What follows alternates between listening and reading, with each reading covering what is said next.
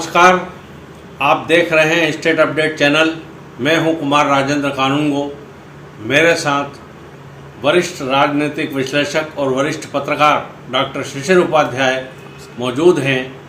हम चर्चा करेंगे आज जो दो राज्यों के चुनावों के परिणाम सामने आ रहे हैं। अभी पूरे परिणाम सामने आए नहीं हैं, परंतु जो ट्रेंड दिख रहा है और जो रिजल्ट घोषित हुए हैं उससे ऐसा लग रहा है कि जम्मू कश्मीर में भारतीय जनता पार्टी की सरकार नहीं बन रही है। कांग्रेस और फारूक अब्दुल्ला के दल की सरकार वहाँ पर बनेगी और हरियाणा का जो ट्रेंड है वो दिख रहा है कि भारतीय जनता पार्टी की वहाँ सरकार बनेगी। अभी हाल ही में यह बताया भी गया है कि हरियाणा की जीत का पूरा श्रेय नरेंद्र मोदी भारत के प्रधानमंत्री को दिया जाएगा। तो यहाँ पर एक प्रश्न यह भी आएगा सामने कि क्या जम्मू कश्मीर में जो सरकार बीजेपी की नहीं बनी है उसका श्रेय या उसका जो स्पष्ट शब्दों में कहा जाए तो उसका भांडा किसके ऊपर फूटेगा, ये एक सोचने वाली और कहने वाली बात है। तो मैं डॉक्टर शिशिर उपाध्याय से निवेदन करूंगा कि वो इस पर कुछ प्रकाश डालें और अपना विश्लेषण प्रस्तुत करें। डॉक्टर उपाध्याय नमस्कार।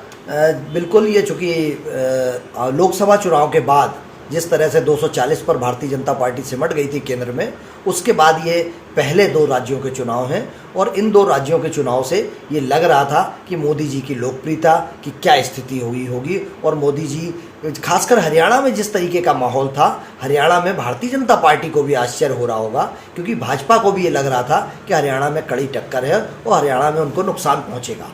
लेकिन 51 सीटों के साथ भारतीय जनता पार्टी की सरकार बनती नजर आई और बन रही है और फिर से नायब सिंह सैनी मुख्यमंत्री बन सकते हैं, क्योंकि जिस तरीके से वहाँ पर इनको बनाकर एंड टाइम पर अब केंद्र में मंत्री हैं जिनको हटाया गया था। हरियाणा के मुख्यमंत्री थे वो खट्टर साहब, और उनको हटाने के बाद सैनी साहब को लाए थे। वहाँ ऐसा माना जा रहा था कि किसान नाराज़ है, वहाँ माना जा रहा था कि ये जो सेना में भर्ती वाला मामला आया था उसमें काफ़ी नुकसान हो रहा था, अग्निवीर वाले उसमें काफ़ी नुकसान हो रहा था, पहलवानों वाला मामला काफ़ी नुकसान हो रहा था। लेकिन भारतीय जनता पार्टी ने सधे हुए तरीके से पिछड़ा वर्ग के वोटों को, ब्राह्मण वोटों को, बनिया वोटों को, वहाँ के दूसरे अन्य सामान्य श्रेणी के और पिछड़ा वर्ग के वोटों को जिस तरीके से साधा है, इसका मतलब सीधा सीधा ये हुआ अंडर करेंट जो है, वो जो एंटी इनकम्बेंसी वाला चल रहा था खट्टर जी के खिलाफ, वो हटा दिया। सैनी जी का परिवर्तन भारतीय जनता पार्टी के लिए बड़ा सुखद रहा और सैनी जी के आने के बाद जो खट्टर की सरकार के 9 साल जो थे, 9 साल 5 महीने, वो शायद जनता भूल गई और अब उन्होंने फिर से भारतीय जनता पार्टी को, हालांकि कुछ दिग्गज हैं जो पूर्व में मंत्री रहे हैं वो हारने की स्थिति में पीछे चल रहे हैं। लेकिन एक सवाल आपने बहुत महत्वपूर्ण रखा था, ये दर्शकों को जानना भी चाहिए कि जैसा अभी नायब सैनी जी ने कहा है कि देश के माननीय प्रधानमंत्री जी को जीत का 100% श्रेय है और ये उनकी वजह से जीत हुई है, तो मेरा ये मानना है कि भारतीय जनता पार्टी के प्रदेश अध्यक्ष जो जम्मू कश्मीर के हैं उनका बयान, वो चूँकि खुद पीछे चल रहे हैं, और रैना साहब का बयान जब आएगा और वो हार किसकी 100% किसकी वजह से, ठीकरा किसके सर पे फूटेगा, यह आने वाले समय में बताएगा। कांग्रेस का रिवाइवल है कहीं ना कहीं। कांग्रेस ने इस बार फिर से एक बार जम्मू कश्मीर में लंबे समय से, भारतीय जनता पार्टी ने जब धारा 370 वहाँ हटाई थी उसके बाद ये माना जा रहा था कि वहाँ पर काफ़ी फायदा हुआ है और कुछ सीटें बढ़ी भी हैं भारतीय जनता पार्टी की, लेकिन सरकार बनाने की स्थिति में नहीं थी। और चूंकि सरकार बनाने की स्थिति में भारतीय जनता पार्टी ने भी इसको बहुत, उनका ये मानना होगा कि छोटे छोटे दलों को मिलाकर हम ऐसा कर लेंगे, लेकिन राहुल गांधी और फारूक अब्दुल्ला का जो गठजोड़ था वो जनता ने पसंद किया है। तीसरी पार्टी जिसके दम पर ऐसा लग रहा था कि अगर मान लीजिए 10, 20, 15 सीटें उसको आ जाती हैं तो कहीं ना कहीं गठबंधन की सरकार बन जाती और भारतीय जनता पार्टी चांस लेती कि एक बार महबूबा मुफ्ती के साथ वो सरकार में रह चुके हैं, तो ऐसा हो सकता था, लेकिन अब स्पष्ट हो गया है कि वहाँ पर फारूक अब्दुल्ला की पार्टी और कांग्रेस की सरकार रहेगी, ऐसी पूरी पूरी संभावनाएं हैं। एक और जी महबूबा मुफ्ती चुनाव स्वयं हार गई। महबूबा मुफ्ती की बेटी वो भी चुनाव जीत नहीं सकी। तो ये दो जम्मू कश्मीर में एक बड़ा जो है वो घाटा महबूबा को लग रहा है। क्या कहना है आपका? सर बिल्कुल, देखिए 3-4 दिन पहले एक डिस्कशन में मैंने ये कहा था कि भारतीय जनता पार्टी जिसके साथ जुड़ती है उसकी ताकत का इस्तेमाल करती है और उसको कहीं ना कहीं ख़त्म करने की स्थिति में आ जाती है। पीडीपी का सबसे माइनस पॉइंट था ये महबूबा मुफ्ती की पार्टी का कि उन्होंने भारतीय जनता पार्टी के साथ जो गठबंधन करके सरकार बनाई थी उसकी वजह से उसका वजूद ख़त्म हो गया है। बहुत कम सीटें, शायद 2 या 3 सीटों की बात चल रही है कि इतनी सीटें उनकी पार्टी को आई हैं। लोकसभा चुनाव में फारूक अब्दुल्ला के बेटे उमर अब्दुल्ला हार गए थे चुनाव, और बहुत बुरी तरह से हारे थे। आज भी जो स्थिति बनी है, अभी वो चूंकि आगे चल रहे हैं उमर अब्दुल्ला, जीत जैसे ही हो जाएगी, लेकिन उनकी और कांग्रेस का गठबंधन लगभग 50 सीटों से ज़्यादा पर आगे चल रहा है, और 90 सीटों में अगर 50 सीटें आगे हैं तो इसका मतलब सरकार उनकी बन रही है। इसमें एक मैसेज जरूर जाता है कि भारतीय जनता पार्टी ने जिन जिन राज्यों में सहयोगी के साथ चुनाव लड़ा है वो कहीं ना कहीं उसके साथ उस पार्टी का जो क्षेत्रीय पार्टी थी उस पार्टी का नुकसान हुआ है, और भारी नुकसान हुआ है। आप देखिए उड़ीसा में उन्होंने बीजू पटनायक के समर्थन से, बीजू पटनायक लोकसभा में उनके साथ चुनाव लड़े थे, बीजू पटनायक साफ हो गए वहाँ पर, उनकी राज्य में सरकार चली गई और केंद्र में सांसद बहुत ज़्यादा नहीं आ पाए। यही स्थिति कई अन्य राज्यों में भी हुई थी, और जहां इन्होंने, आपको याद होगा कि इन्होंने वहां पर नीतीश कुमार के साथ चुनाव लड़ा था बिहार में, और वहां पर ये सरकार बनाने के बाद इनको ऐसा लगा कि शायद अब हमें लोकसभा में नुकसान हो सकता है, इन्होंने रिजाइन कर दिया था। बाद में जब लोकसभा चुनाव हो गए उसके बाद फिर से ये नीतीश के साथ चले गए।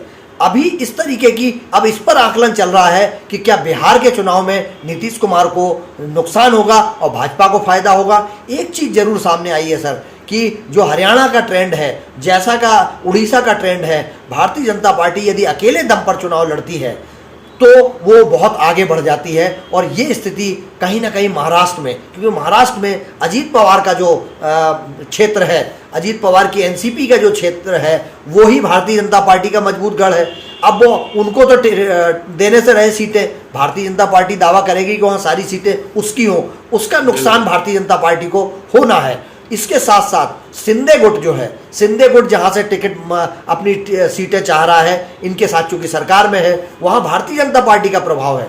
तो इन महाराष्ट्र में अगर भारतीय जनता पार्टी अकेले चुनाव लड़ती है तो मुझे लगता है कि वो सबसे बड़े दल के रूप में उभरेगी, लेकिन संयुक्त रूप से अगर चुनाव लड़ती है तो उसमें ये दल तो खत्म हो ही जाने की संभावना, जिस तरीके का ट्रेंड आ रहा है उसमें शिंदे की शिवसेना और अजीत पवार जी की एनसीपी ये कहीं ना कहीं खत्म होने की कगार पर आ जाएगी, और इसका फायदा विपक्ष को मिल सकता है। और हाँ, कहीं ना कहीं किसी न किसी रूप में सर ये चुनाव बताते हैं कि अंडर करंट कुछ और था, और मोदी जी जो 240 सीटें आने के बाद जिस तरीके से ऐसा लग रहा था कि उनका डाउनफॉल है, लेकिन हरियाणा की जीत और तीसरी बार सरकार बनने पर 100 किलो जलेबी का ऑर्डर भारतीय जनता पार्टी के कार्यालय से दिया गया। जलेबी की बात आपने कही है तो 2 बयान मैं आपके सामने रखना चाहूँगा।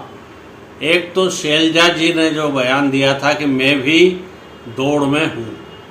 दूसरा, जलेबी के बारे में नेता प्रतिपक्ष राहुल गांधी ने जो बयान दिया, जिस प्रकार से जलेबी को उस बनने की प्रक्रिया को समझे बगैर जो बयान दिया, उसका भी क्या बहुत कुछ प्रभाव पड़ा क्या? बिल्कुल सर, ये जमीनी सच्चाई है। चूंकि उसको मुद्दा बनाया था, राहुल गांधी के हर बयान को मुद्दा कहीं ना कहीं भारतीय जनता पार्टी बनाती थी, और उनको अल्प ज्ञान की वजह से या शायद उनको उसकी जानकारी ना हो, उसकी वजह से उनके बयानों का गलत मतलब लगाया जाता था और वही वजह एक बड़ा मुद्दा रहा। और इसीलिए उसको आगे बढ़ाने के लिए भारतीय जनता पार्टी के भोपाल के कार्यालय में प्रदेश अध्यक्ष बीडी शर्मा ने जलेबी बंटवाई है। पहले भाजपा लड्डू बांटा करती थी जीत पर, लेकिन इस बार हरियाणा हो या दिल्ली हो या भोपाल हो, सब जगह जलेबी बंट रही है। तो ये जलेबी कहाँ तक आगे जाएगी, ये इस जलेबी के क्या मायने होंगे,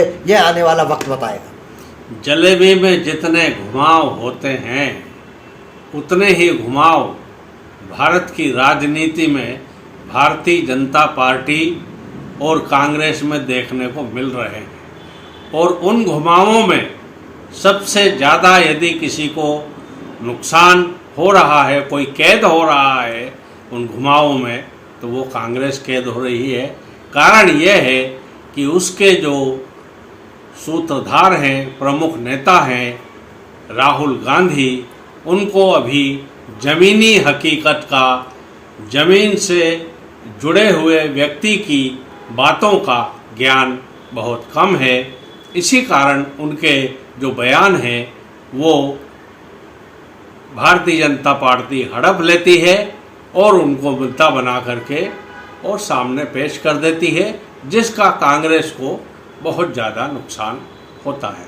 तो इन्हीं शब्दों के साथ साथियों मैं ये चर्चा समाप्त करता हूँ और आपसे अनुरोध करता हूँ कि यदि ये वीडियो आपको अच्छा लगा हो तो कृपया इसे लाइक करें, शेयर करें, सब्सक्राइब करें। यदि कोई कमेंट करना चाहें तो अवश्य इस पर कमेंट करें। अब डॉक्टर शिशिर उपाध्याय को और मुझे दोनों को दें अनुमति। नमस्कार।